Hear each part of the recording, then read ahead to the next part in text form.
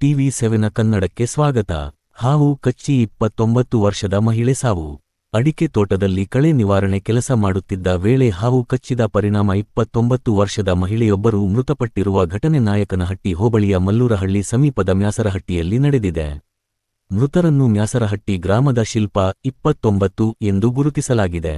ಶುಕ್ರವಾರ ಶಿಲ್ಪಾ ಹಾಗೂ ನೆರೆಹೊರೆಯ ಮಹಿಳೆಯರು ಗಜ್ಜುಗಾನಹಳ್ಳಿ ಗ್ರಾಮದ ಮನೋಹರ ಎಂಬುವವರ ಅಡಿಕೆ ತೋಟಕ್ಕೆ ಕಳೆ ನಿವಾರಣೆ ಕೆಲಸಕ್ಕೆ ತೆರಳಿದ್ದರು. ಸಂಜೆ ಸುಮಾರು 4:45ರ ವೇಳೆಗೆ ಶಿಲ್ಪಾ ಅವರ ಬಲಗಾಲಿನ ಪಾದಕ್ಕೆ ಹಾವು ಕಚ್ಚಿದೆ. ಹಾವು ಕಚ್ಚಿದೆ ಎಂದು ಶಿಲ್ಪಾ ಕೂಗಿಕೊಂಡಿದ್ದು, ಕೆಲವೇ ಕ್ಷಣಗಳಲ್ಲಿ ಹಾವು ಅಲ್ಲಿಂದ ತೆರಳುತ್ತಿರುವುದು ಸ್ಥಳದಲ್ಲಿದ್ದವರಿಗೆ ಕಾಣಿಸಿದೆ. ತಕ್ಷಣವೇ ಶಿಲ್ಪಾ ಅವರನ್ನು ತೋಟದ ಮಾಲೀಕರು ಹಾಗೂ ಸ್ಥಳದಲ್ಲಿದ್ದ ಮಹಿಳೆಯರು ನಾಯಕನಹಟ್ಟಿ ಸಮುದಾಯ ಆರೋಗ್ಯ ಕೇಂದ್ರಕ್ಕೆ ಕರೆದೊಯ್ದಿದ್ದಾರೆ. ಆದರೆ ಆಸ್ಪತ್ರೆಗೆ ಕರೆದೊಯ್ಯುವ ಮಾರ್ಗಮಧ್ಯೆಯೇ ಅವರು ಮೃತಪಟ್ಟಿದ್ದು, ವೈದ್ಯರು ಸಾವನ್ನು ದೃಢಪಡಿಸಿದ್ದಾರೆ. ಮೃತ ಶಿಲ್ಪಾ ಅವರ ಪತಿ ಸುಮಾರು 6 ವರ್ಷಗಳ ಹಿಂದೆ ಅಪಘಾತದಲ್ಲಿ ಮೃತಪಟ್ಟಿದ್ದರು ಎಂದು ತಿಳಿದುಬಂದಿದೆ. ಈ ಕುರಿತು ನಾಯಕನಹಟ್ಟಿ ಪೊಲೀಸ್ ಠಾಣೆಯಲ್ಲಿ ಪ್ರಕರಣ ದಾಖಲಾಗಿದ್ದು, ಪೊಲೀಸರು ಮುಂದಿನ ಕ್ರಮ ಕೈಗೊಂಡಿದ್ದಾರೆ.